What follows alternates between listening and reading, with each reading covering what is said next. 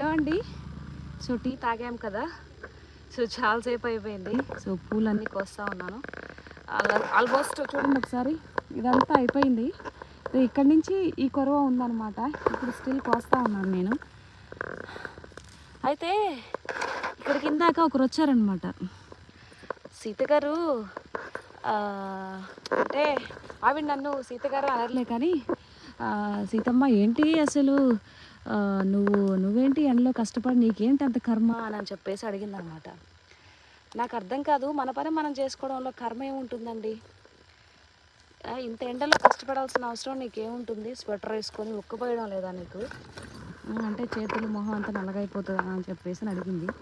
Okay, అంటే చేతులు నల్లగా అయిపోతాయి, మొహం కూడా నల్లగా అయిపోతుంది అని అంటే, నేను యాక్టర్ని కాబట్టి రేపు షూటింగ్ వచ్చినప్పుడు కొంచెం గ్లామరస్గా ఉండదు కాబట్టి నేను చేతులకి నల్ల అవ్వకుండా స్వెటర్ వేసుకొని పూలకు వస్తున్నాను.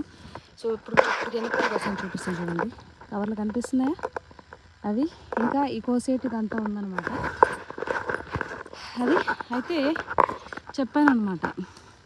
నేను ఫస్ట్ పుట్టుకతోనేమి సెలబ్రిటీని కాదండి. నాకు భగవంతుడు ఇచ్చాడు, ఓకే వచ్చాను. అది ఎప్పటికీ శాశ్వతం కాదు, ఎప్పటికైనా కొద్ది రోజులు మాత్రమే ఉంటుంది.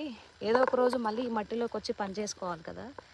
అదేదో ఇప్పుడే అలవాటు చేసుకున్నాం అనుకో, అంటే నాకు అలవాటేం చేసుకునే అవసరం లేదు, ఎందుకంటే ఎప్పుడు కష్టపడుతూనే ఉంటాను చిన్నప్పటి నుంచి కూడా. ఎందుకంటే మా ఫ్యామిలీ నాన్నగారు రైతు కాబట్టి మేము మొదటి నుంచి కూడా అంతా కష్టపడే వచ్చేవాళ్ళం. వచ్చినాం, మాకు ఏం కొత్త కాదు. కాకపోతే ఇప్పుడు ఎందుకండి మీరు మనుషులు పెట్టి చేయించవచ్చు కదా అని అంటే, మనుషులు పెట్టాలి అని అంటే ఒక్కొక్కరికి 350 రూపాయలు. పోనీ రోజంతా మధ్యాహ్నం దాకా పని చేస్తున్నారా అంటే అది కూడా లేదు. ఈ పూలు కూడా ఎంత మహా అయితే 1-2 గంటలు ఉంటుంది. ఆ తర్వాత వాళ్ళకి వేస్ట్ కదండి, అదేదో మనమే చేసుకోవచ్చు కదా. ఏంటి మీకు 350 రూపాయలు ఎక్కువ అనిపిస్తాయా ఇవ్వడానికి? కష్టమా? ఏమవుతుంది అంటే 2 మనుషులు పెట్టాలి, 350, 700 అంతేనా? ఎందుకండి అని చెప్తే, అమ్మో ఎంత పిసినారు నువ్వు అని అనేసి అంటున్నారు. నేనంట పిసినారుని అంట. అట్లుంది, ఏం చేద్దామండి. అట్లున్నారు జనాభాకి వాళ్ళకి అట్ట అనిపిస్తుంది నన్ను చూస్తుంటే. మనం కష్టం చేసుకుంటున్నా కూడా పక్క వాళ్ళకి ఏడుపు అనమాట. ఏం చేద్దాం, అది సరేనండి. ఓకే, ఎందుకులే.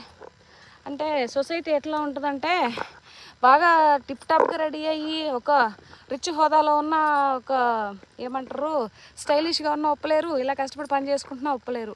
జనాభా అంతే, ఏదంటే అది మాట్లాడుతూ ఉంటారనమాట. ఓకేనా? మీరైతే ఛానల్ సబ్స్క్రైబ్ చేసుకోండి. ఓకేనా? Bye, thank you.